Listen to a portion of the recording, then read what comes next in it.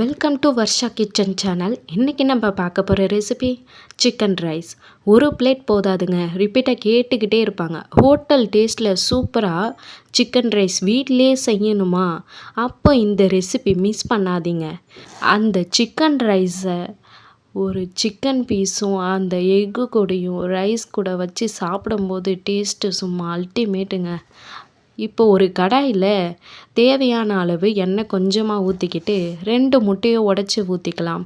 நல்லா அதை ஃப்ரை பண்ணி தனியாக ஒரு பிளேட்டில் எடுத்து வச்சுக்கோங்க. அதுக்கப்புறம் அதே கடாயில் கொஞ்சமாக ஆயில் சேர்த்துட்டு கருவேப்பிலை, கார்லிக், க்ரீன் சில்லி எல்லாத்தையும் நல்லா பொடியாக நறுக்கி போட்டுக்கோங்க. எல்லாத்தையும் போட்டதுக்கப்புறம் ஃப்ரை பண்ணிவிட்டு நல்லா பொடியாக நறுக்கின ஆனியனையும் சேர்த்துக்கலாம்.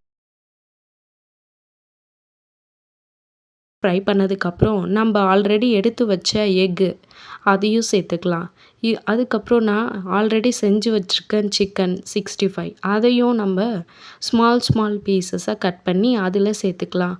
அதுக்கப்புறம் ஏற்கனவே பாஸ்மதி ரைஸை நான் குக் பண்ணி வச்சுருக்கேன், அதையும் இதில் சேர்த்துக்கலாம். தேவையான அளவு காரம் சேர்த்துக்கிட்டு பெப்பரையும் சேர்த்துக்கலாம்.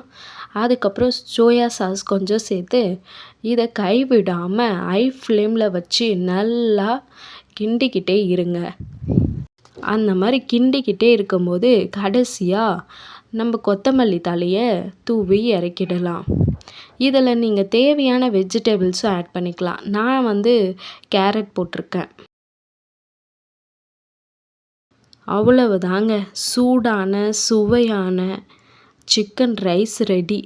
ஸ்மெல்லே வீடு ஃபுல்லாக இருக்குங்க, வேறு லெவலில் இருக்குது. என் ஸ்டைல் சிக்கன் ரைஸ் ரெடி. அவ்வளவுதான்.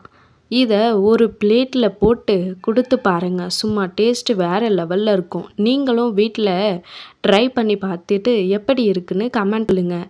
அப்படியே லைக், சப்ஸ்கிரைப், ஷேர் பண்ணிவிட்டு அடுத்து என்ன ரெசிபி போடலான்னு சொல்லுங்கள்.